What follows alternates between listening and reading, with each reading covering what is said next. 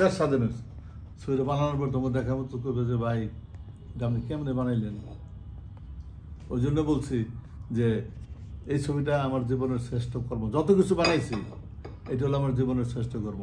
এটা দিয়ে শিক্ষা দেবো এই 16 কোটি লোকেরা, বিদেশি লোকেরা যখন বিদেশে চালাবো ছবি হল ভাড়া করে আমেরিকা লন্ডন, দেখবা যে কি অবস্থা।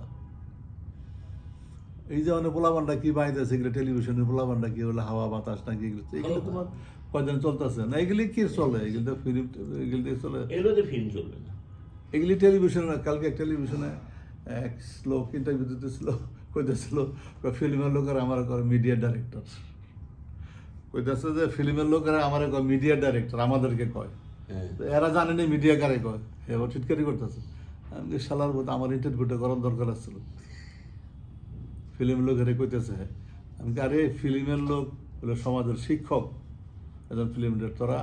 একটা ডিরেক্টর আমাদের দেশে হইতে টাকা লাগে 10 থেকে 12 কোটি, ফিল্ম ডিরেক্টর হইতে লেখাপড়া মরা যাই জানো, সে 10টা ছবি এসেট করতে হইব, 10টা ছবি দাম হলো 10 কোটি, না হলে সে ডিরেক্টর হইতে পারবে না।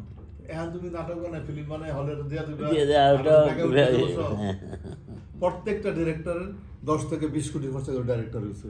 ওই ঢাকা ইউনিভার্সিটিতে গেছিলাম বক্তৃতা দিতে, একবার স্টামফোর্ড ইউনিভার্সিটি বক্তৃতা দিতে গেছিলাম। আমি জিজ্ঞেসলাম তোমরা কী পাস, কবে, কয় আমরা আই পাস করে এখানে ভর্তি হয়েছি। আমি বললাম আগে আমি পাস করবো, কই আর ফিল্ম বানাইতে লাগবো 10 কোটি মিনিমাম, তারপর তোমরা ডিরেক্টর হইবে। এখান থেকে পাস করে বাইরে আরো 10 বছর তোমাকে এক্সিস্ট করতে হবে।